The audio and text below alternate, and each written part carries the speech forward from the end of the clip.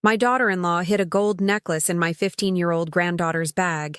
Have her arrested for theft. Hours later, the police found out who the jewelry really belonged to and escorted us to a luxury hotel. What I never imagined is that this betrayal would be just the beginning of something much worse. Today, I'm going to tell you something I never thought I would. And if you, for a second, feel like this sounds familiar, I just ask that you leave a like and subscribe. It will help me to keep unburdening myself. My name is Grace Miller. I'm 64 years old, and for my entire life, I believed that family love was unconditional, that a mother could trust her children blindly, that daughters-in-law came to expand the family, not to destroy it. But that October Sunday in Chicago, as the sun filtered through the fogged-up windows of the bus taking me to my son Robert's house, I didn't know my world was about to shatter in a matter of hours. I was wearing my navy blue dress, the same one I wore for special occasions, and my black patent leather shoes that I had polished with special care that morning. In my handbag, wrapped in tissue paper, I carried a small silver bracelet I had bought for my granddaughter Sophia. It was her 15th birthday, and although money had been tight since I became a widow, I had saved for months to buy her something nice. The bus stopped in front of the Naperville subdivision where Robert and his wife, Melissa, lived in a 2-story house with a yard. A house I had helped pay for when they were going through a rough patch, as Robert would say whenever he needed money. But that was years ago. Now they seemed prosperous, successful, as if they had never needed help from a widow living on her pension. I walked up the stone pathway, feeling my shoes echo against the pavers. The garden was perfectly manicured. Pruned rose bushes, a trimmed lawn, even a small fountain I didn't remember from my last visit. All very elegant. Very different from my small apartment in Bridgeport, with its peeling paint and a heater that barely worked in the winter. I rang the doorbell and waited. I heard laughter from inside, voices, music. The party had already started without me, even though I had arrived at the exact time Robert had told me. When the door opened, Melissa appeared with a smile that didn't reach her eyes. "Grace, what a surprise you could make it," she said, and something in her tone made me feel like I had shown up uninvited. "Robert told me it was Sophia's birthday," I replied, clutching the bag with the gift. "I wouldn't miss it for the world." "Ah, right. Well, come in, but be careful with your coat. We just had the sofas professionally cleaned." I walked into the living room and saw about 20 people. Relatives who barely greeted me with a nod, friends of Robert's who pretended to know me, neighbors who whispered among themselves.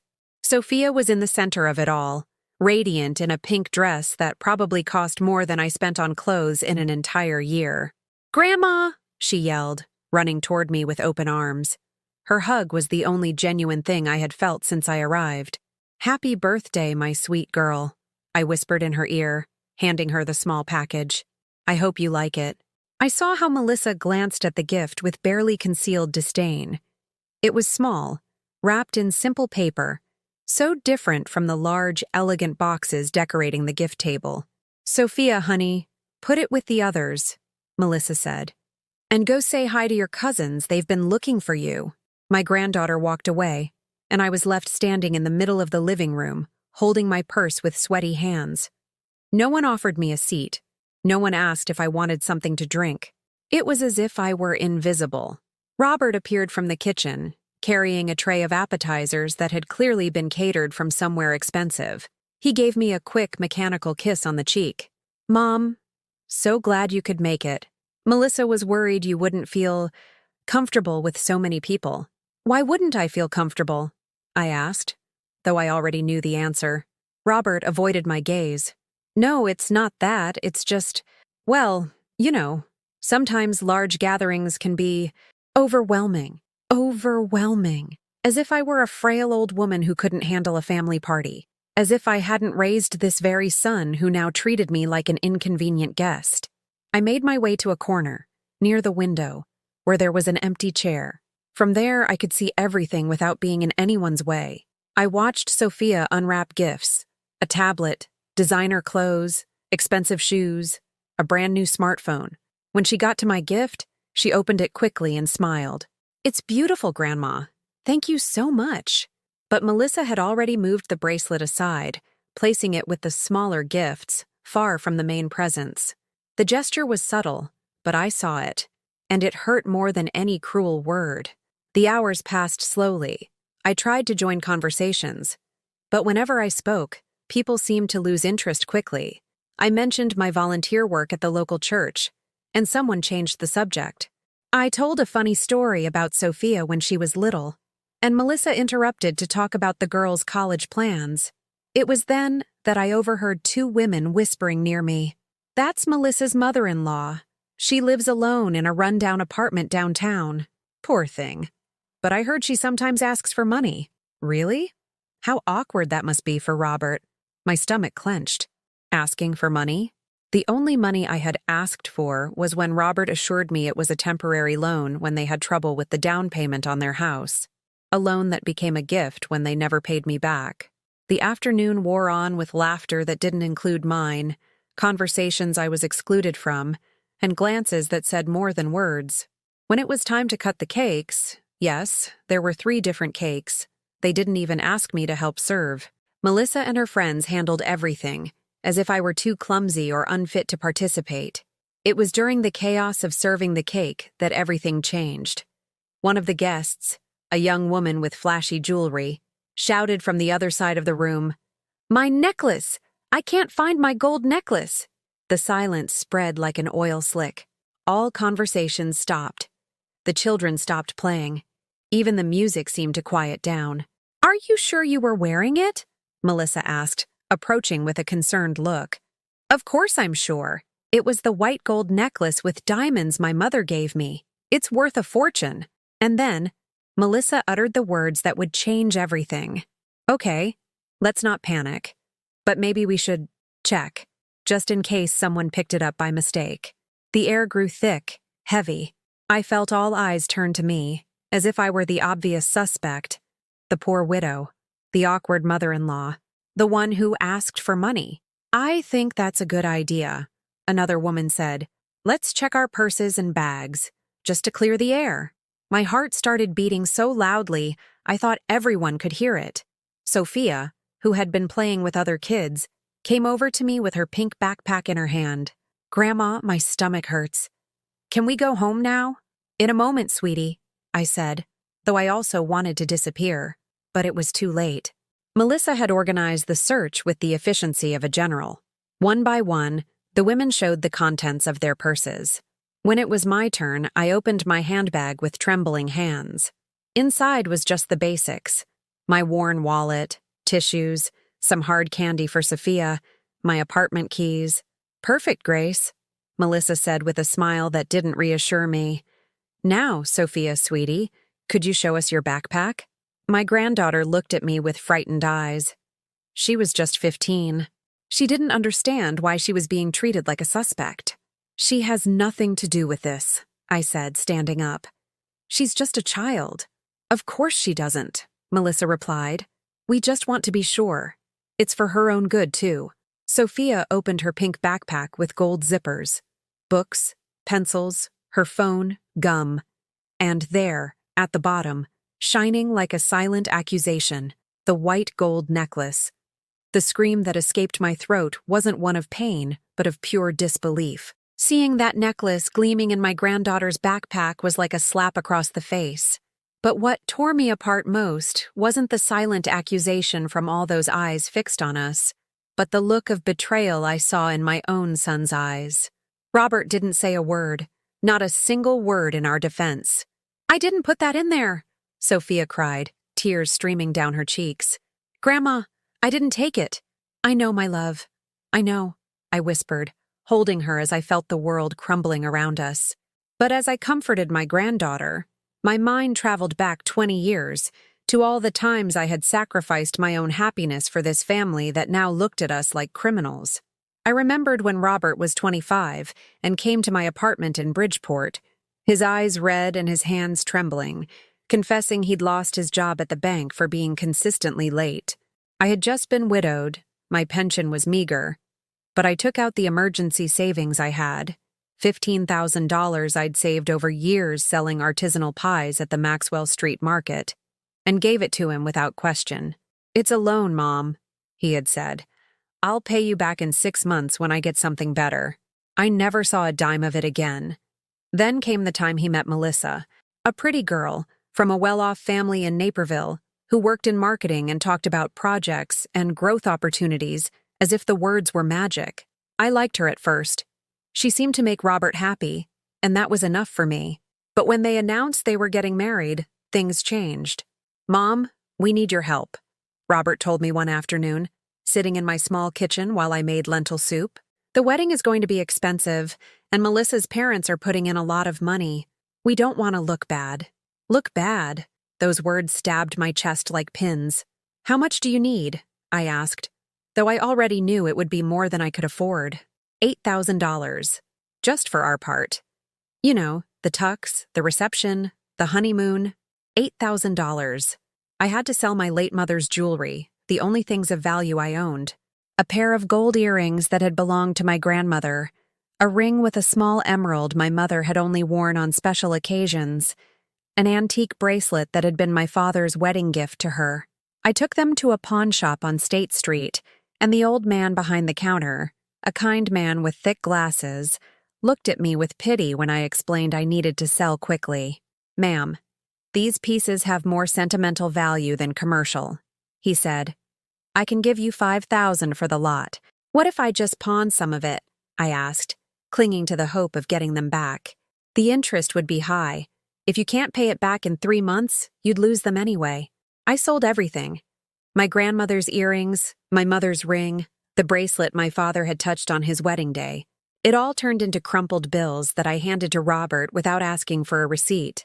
The wedding was spectacular. It was held at a 5-star hotel in downtown Chicago, with over 200 guests, imported flowers, a 7-course tasting menu, and an orchestra that played until 3 in the morning.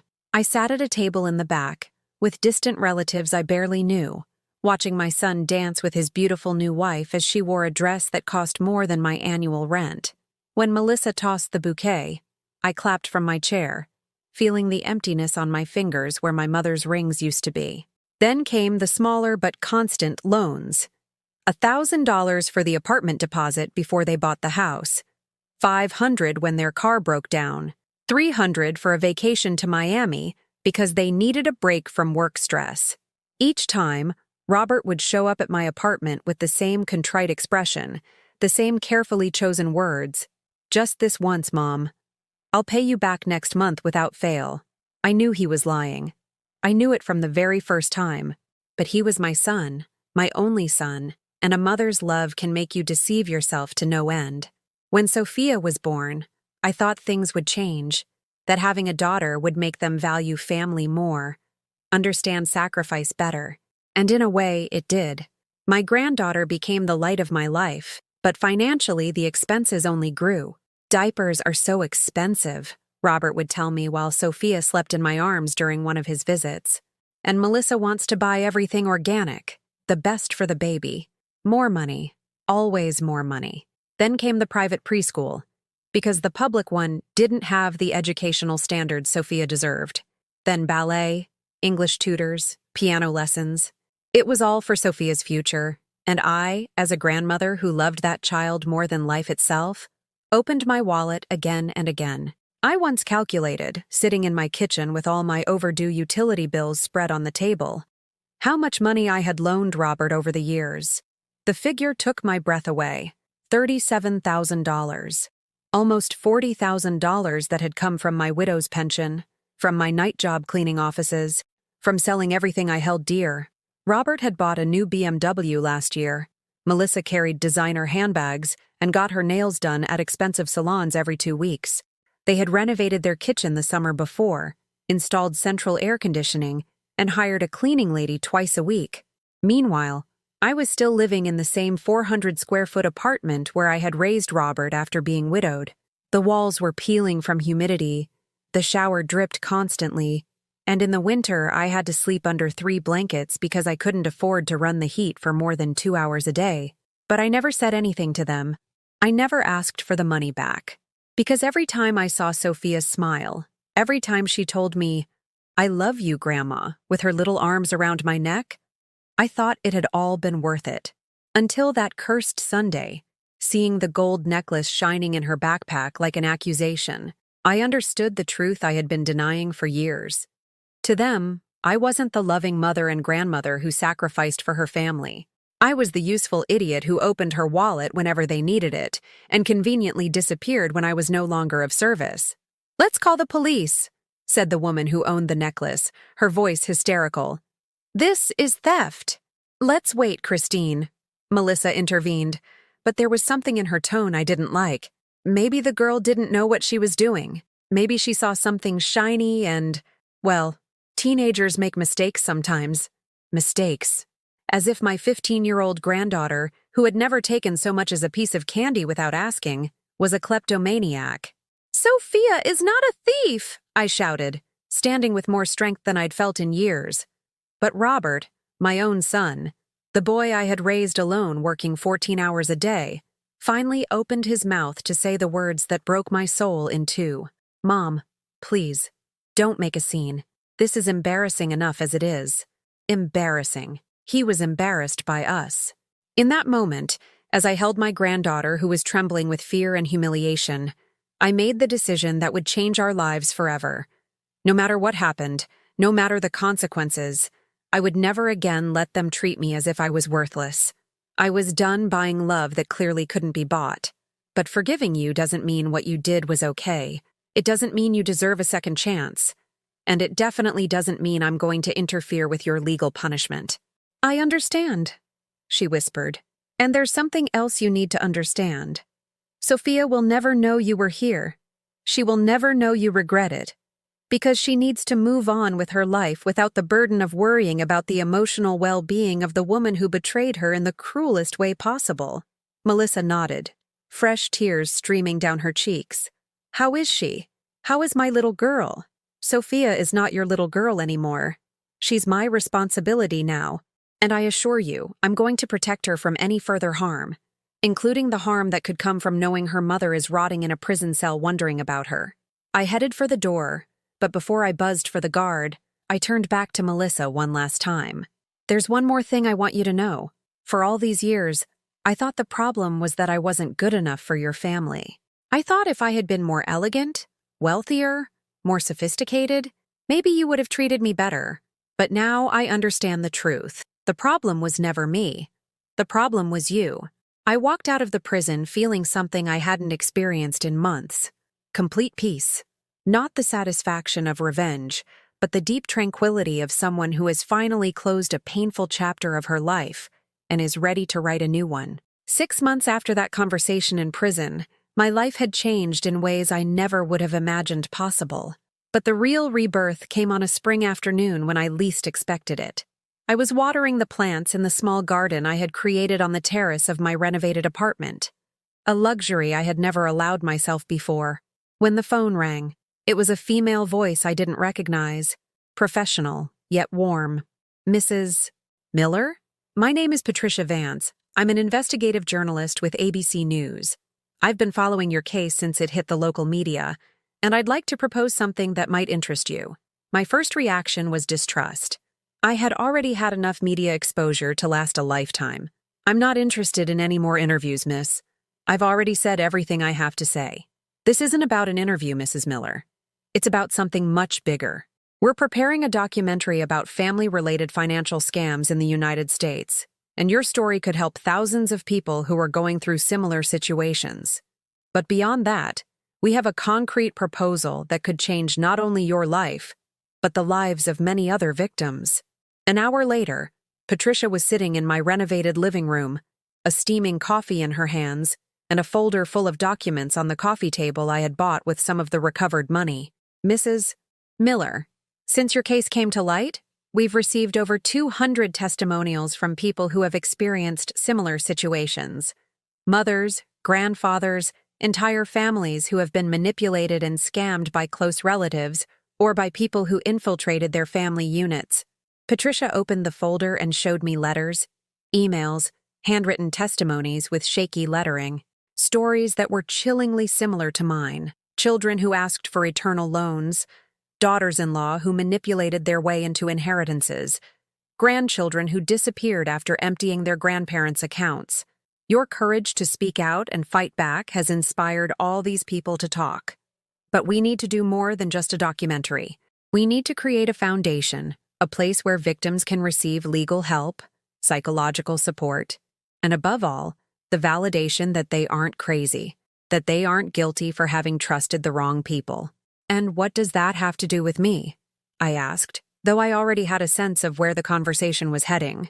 We want you to be the president of that foundation, to be the public face of an organization called Brave Hearts, or something similar, to use your experience, your story, your credibility to help others. The proposal left me speechless. Me, a 64-year-old widow who until a few months ago lived in an apartment with a broken heater, turned into the president of a national foundation? Miss Vance, I think you're overestimating me. I'm not anyone important. I'm just a grandmother who got tired of being walked all over. Exactly, Patricia replied with a smile. That's precisely what makes you perfect for this job. You aren't an academic expert speaking from an ivory tower.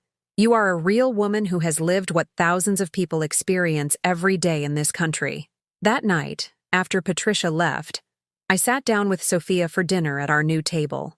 A round, solid wood table I had chosen specifically because it reminded me of the family dinners of my childhood, and told her about the proposal. Sophia, now 16 and having grown so much emotionally in these months that she sometimes seemed more mature than many adults, listened attentively while she ate the homemade lasagna we had prepared together. "Grandma," she said when I finished explaining, "I think you should do it." "Really? You wouldn't be embarrassed to have your grandmother on TV talking about our family problems?" Sophia put her fork down on the plate and looked at me with those eyes that had become so wise too soon. "Embarrassed? Grandma, you're my hero.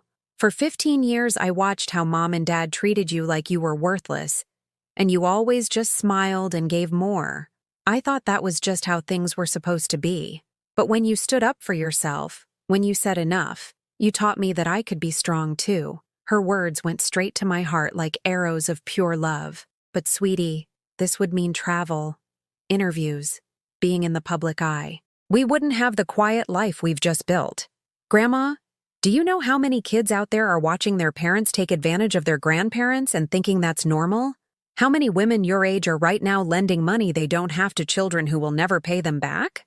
Sophia got up from her chair and came to hug me. "If you can stop even one family from going through what we went through, it's worth any sacrifice." A week later, I signed the papers to create the Brave Hearts Foundation. The name had been Sophia's idea. She argued that bravery wasn't just for grandmothers, but for anyone willing to stand up for their dignity. The first case that came to our offices, a small space we had rented in downtown Chicago, near the Clark Lake L station, was that of a 72-year-old woman named Helen Johnson. Her story was so familiar, it gave me chills.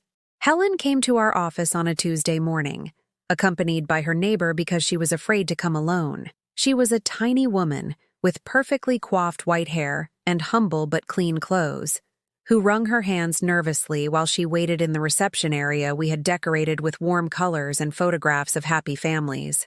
"Mrs. Miller," she said when I brought her into my office, "I read your story in the newspaper and I think my son is stealing from me." For the next 2 hours, Helen told me a story that could have been my own. Her only son, divorced, had moved back in with her, temporarily, after losing his job, but, temporarily, had turned into 3 years, during which he had gradually gained access to her bank accounts, sold several antique pieces of furniture to make space, and convinced her to sign the house over to him for estate planning purposes.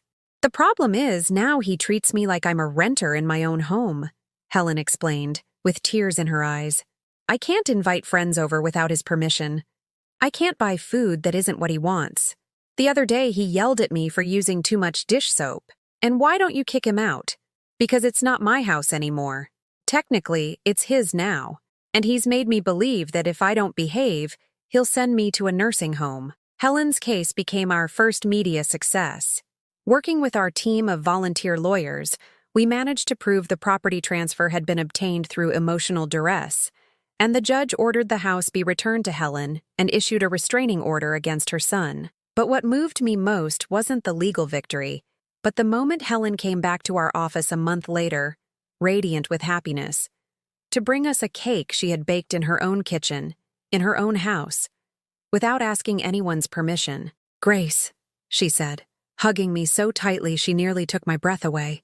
"You gave me my life back. I don't know how to thank you." "Helen," I replied, "you gave yourself your own life back. I just helped you remember you had the right to reclaim it."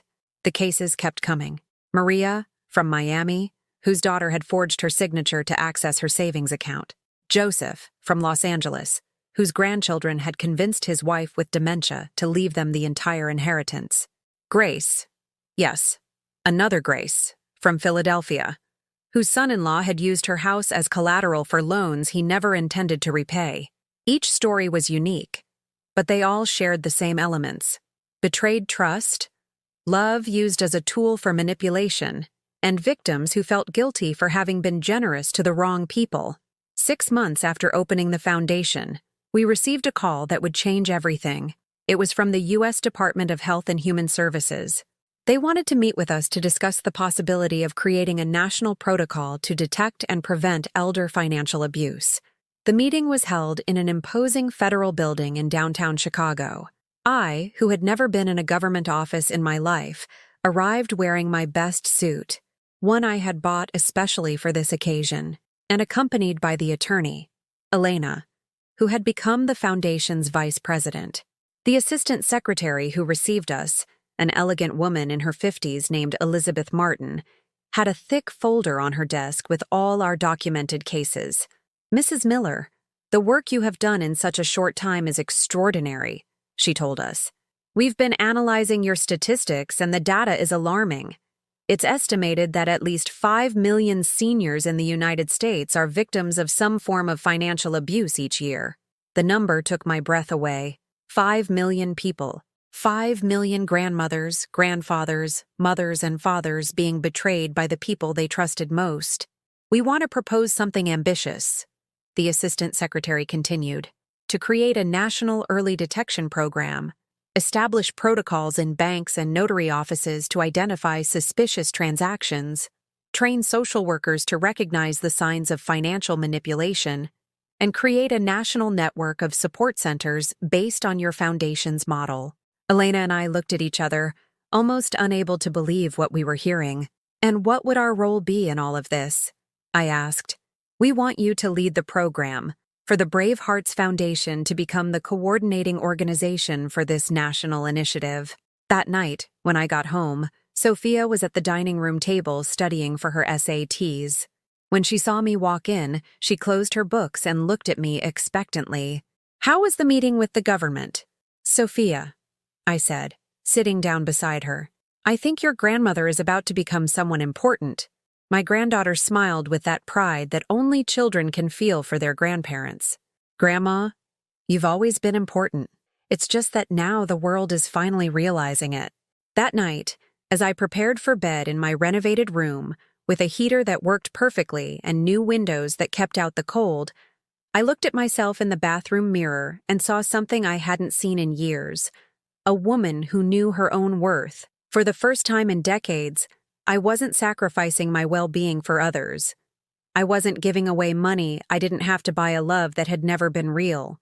I wasn't apologizing for existing or for taking up space in the world. I was Grace Miller, 64 years old, president of a national foundation, an advocate for vulnerable people, a mother who had learned to set boundaries, and a grandmother who had taught her granddaughter that true love never requires you to sacrifice your dignity to get it. My husband's necklace was gone forever, but in its place I had found something far more valuable: my own voice. 2 years after founding Brave Hearts, when we had already helped over 1,500 families and the national program had been implemented in 12 states, the day I had both dreaded and awaited finally arrived: Melissa's final trial. The call from the prosecutor came on a Tuesday morning while I was reviewing new case files in my office at the foundation. His voice was professional, but carried a note of satisfaction that let me know immediately he had good news. "Mrs. Miller, after 2 years of exhaustive investigation, we have built a solid case against Melissa Hayes. The charges include aggravated fraud, money laundering, conspiracy, and psychological abuse of a minor. We are seeking a sentence of 8 years in prison. 8 years. The number echoed in my head like a bell of justice. When is the trial? In 3 weeks. And we need you and Sophia to testify. Your testimony will be crucial to demonstrating the emotional impact of her crimes. When I hung up the phone, I sat in my chair for several minutes, processing the information. After all this time, after building a new life, after helping so many other families, I would have to come face to face again with the woman who had tried to destroy us. That afternoon, when Sophia got home from school, she was a junior now and had developed a passion for law that she directly attributed to our experience. I sat with her on the sofa where so many important conversations had taken place. "Honey, I need to talk to you about something important. Your mother's trial is in 3 weeks." Sophia, now 17 and having grown into a confident and determined young woman, nodded without surprise. "I knew this day would come, Grandma. Do we have to go? The prosecutor says our testimony is important, but you don't have to do it if you don't feel ready. You've been through enough." Sophia looked at me with those eyes that had matured too quickly, but now shone with an inner strength that filled me with pride. "Grandma, for 2 years I've watched you help other families get their dignity back. I've watched you give them the strength to face the people who hurt them. How can I ask other victims to be brave if I can't be brave myself?" The day of the trial dawned gray and rainy, as if the Chicago sky wanted to reflect the gravity of the moment. Elena arrived early to pick me up, dressed in a formal suit and carrying a large umbrella that could shield all 3 of us from the downpour that had started overnight. "Are you ready for this?" she asked as we got in the car. "I don't know if anyone can ever be truly ready for something like this," I answered honestly, "but I do know that it's necessary." The Cook County Courthouse was mobbed with media. Our case had become a national symbol in the fight against family abuse, and several TV networks wanted to cover the trial live. Patricia Vance, the journalist who had spurred the creation of our foundation, approached us when we arrived. "Grace, how are you feeling today?" "I feel like I'm here not just for Sophia and myself, but for all the people who haven't had the chance to see justice done," I replied, surprised by the firmness in my own voice. The courtroom was smaller than I had imagined, but it was completely packed. In the front rows, I saw familiar faces. Helen Johnson, our first success story. Isabel Ramirez, the first of Melissa's other victims to contact me. Several of the foundation's volunteer lawyers. And even some of our more recent clients who had come to show their support. When they brought Melissa in, I was struck by how much she had changed since our conversation in prison 2 years ago. If she looked haggard then, now she seemed completely broken. Her hair had gone considerably gray, her face showed deep lines of stress, and she moved with the stooped posture of someone who had lost all hope. Her eyes met mine for a fleeting moment, and I saw something in them I didn't expect. Relief, as if after all these months of running from the consequences of her actions, she was finally relieved that the process had reached its end. The prosecutor, a meticulous man in his 40s named Alexander Reed, began by presenting the case with a precision that reminded me why he had chosen his profession. For 2 hours, he outlined every aspect of Melissa's criminal operation, the 5 documented families she had scammed, the specific methods of psychological manipulation she had employed, the secret bank accounts where she had hidden the stolen money. "Your Honors," he said, addressing the 3 judges presiding over the bench trial, "this is not a case of common family disputes. This is a case of a professional predator who turned emotional manipulation into a criminal career, systematically destroying the trust that must exist at the most sacred core of society, the family." When it was my turn to testify, I walked to the stand with trembling legs, but my head held high. I had practiced what I was going to say for weeks, but when the prosecutor asked me to tell my story, the words came straight from the heart. "For years, I believed it was my fault," I began, looking directly at the judges. "I believed that if I had been a better mother, a better mother-in-law, a better grandmother, none of this would have happened. I believed I deserved to be treated like a human ATM because I had no value beyond what I could provide financially." I told them about the loans that were never repaid, about selling my mother's jewelry, about the cold nights because I couldn't afford heat while they lived in luxury financed by my money. But most of all, I told them about the psychological damage done to Sophia. The day they put that necklace in my granddaughter's backpack, they didn't just try to steal from me. They tried to steal the innocence of a 15-year-old girl to turn her into a scapegoat for their own crimes. That day, I understood that this wasn't toxic love or family problems. This was pure, calculated evil. When Melissa's defense attorney cross-examined me, he tried to do exactly what I had expected: portray the entire situation as an exaggerated family feud, to suggest that I had been a controlling mother-in-law who had pushed his client to desperate measures. "Mrs. Miller?" he asked condescendingly. "Isn't it true that you used money as a way to maintain control over your son's life?" The question hit me like a slap. Not because it was cruel, but because it touched on an insecurity I had harbored for years. "Counselor," I replied after a moment of silence. For a long time, I thought exactly that. I wondered if my financial gifts were genuine love or a way to buy affection. But after working with hundreds of similar victims over the past 2 years, I've learned something crucial. Giving generously doesn't make you controlling. Being generous makes you vulnerable to people who are willing to exploit that generosity. "But, Mrs. Miller, I'm not finished," I interrupted, feeling a strength I didn't know I possessed. The difference between love and control is that love doesn't demand specific reciprocity. I never conditioned my gifts on specific behaviors. I never emotionally blackmailed them. I never threatened to withdraw my support if they didn't do what I wanted. I simply gave because I loved. The fact that other people decided to interpret my generosity as weakness and exploit it does not make me guilty of their crimes. When it was Sophia's turn to testify, I was amazed by the composure with which she approached the stand.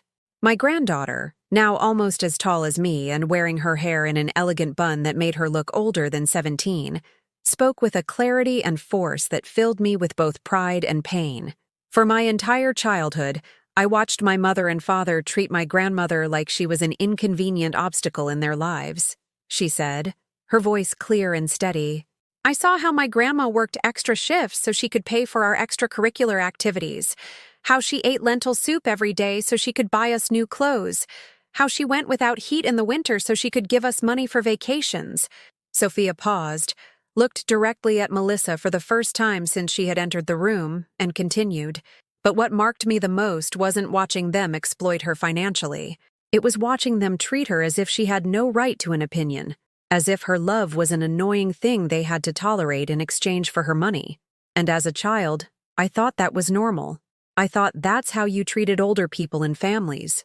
Sophia's voice broke slightly, but she immediately regained her composure. "The day they put that necklace in my backpack, when all those adults looked at me like I was a thief, they didn't just hurt me. They made me an unwilling accomplice to the abuse they had been inflicting on my grandmother for years.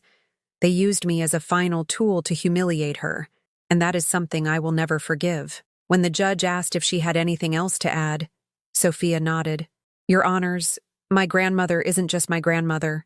She's the president of a foundation that has helped over 1,500 families who have gone through the same thing we did. She turned her pain into purpose, her experience into a tool to help others. But none of that would have been possible if she hadn't found the courage to defend herself first." The trial lasted 3 more days, during which witnesses, experts, and victims from Melissa's other cases took the stand. Each testimony added another layer of evidence to the systematic and calculated nature of her crimes. On the day of the sentencing, the room was even more crowded than on the first day. When the lead judge stood to read the verdict, you could have heard a pin drop. In the case of the state versus Melissa Hayes, this court finds the defendant guilty on all counts presented: aggravated fraud, money laundering, conspiracy, and psychological abuse of a minor. "We sentence you to 9 years in prison, full restitution of all stolen funds with interest, and a permanent injunction against contacting the victims and their families." 9 years.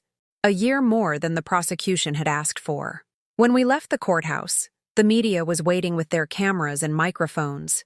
But this time, instead of feeling overwhelmed by the attention, I felt empowered by the platform they gave me to send an important message. "This sentence isn't just justice for my family," I said, looking directly into the cameras. It's a declaration that in this country, seniors have the right to be treated with dignity, that generosity should not be punished with exploitation, and that no one has the right to use family love as a tool for manipulation. That night, at home, Sophia and I celebrated with a simple but special dinner. I had made lasagna, the same recipe my mother had taught me decades ago, and we had opened a bottle of sparkling wine that Elena had given us for the occasion. "Grandma," Sophia said as we toasted, "do you regret any part of this whole process?" The question made me think for a moment. "You know the only thing I regret?" I replied. "That it took me so long to value myself enough to stand up for myself. All the times I apologized for existing, for having needs, for taking up space in the world." Sophia smiled and raised her glass. "Well, let's toast to never having to apologize for being who you are again. To being who we are," I corrected her. "Because you also learned that your voice matters, that your pain is valid, and that you deserve to be treated with respect no matter your age." As we clinked our glasses, I realized that what had begun as the worst betrayal of my life had become the catalyst for the best version of myself. Not because suffering was good, but because I had found the strength to turn that suffering into purpose, that experience into wisdom, and that wisdom into a tool to help others. Frank's necklace was gone forever, but in its place, I had discovered something far more valuable, that my worth had never depended on what I could give to others, but on who I was in my own right, and that no thief could ever steal from me. Life lesson. True strength isn't found in what we give to others so they will love us, but in the courage to recognize our own right to be respected. Setting boundaries isn't selfishness.